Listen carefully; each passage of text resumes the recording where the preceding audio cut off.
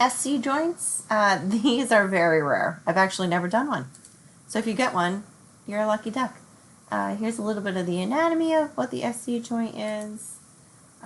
Routine views for SC joints for our facility is a prone or PA, to include both, and bilateral obliques. And they're shallow obliques, they're only 10 to 15 degrees.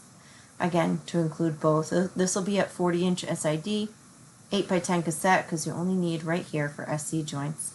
And like a shoulder technique or a clavicle technique. You don't need a lot. True PA position, central ray is to T2, T3, which is 3 inches distal to vertebral prominence. If you remember, that is on C7.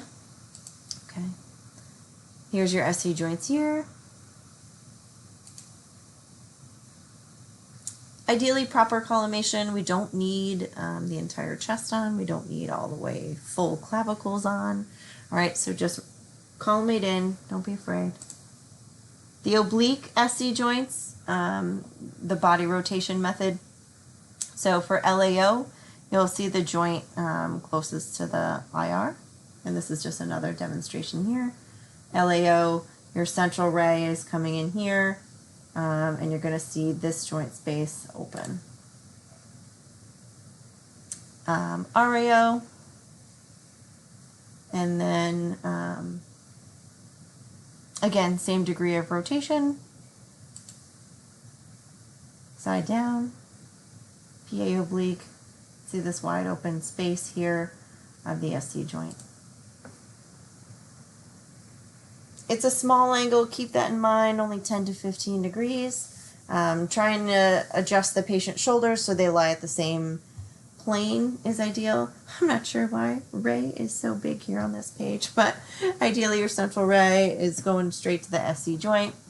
T2, T3, which is 3 inches distal to vertebral prominence.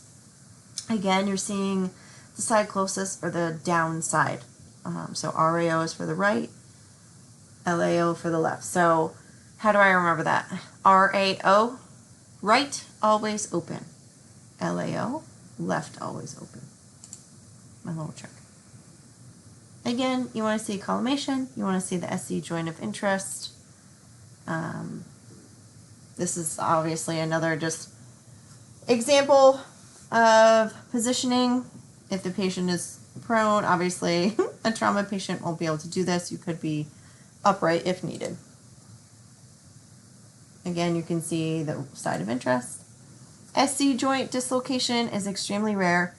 It's only, I think, about 2% of joint dislocations, and it's usually involved with other traumatic upper limb injuries, but we don't often see these. Again, I've never done one.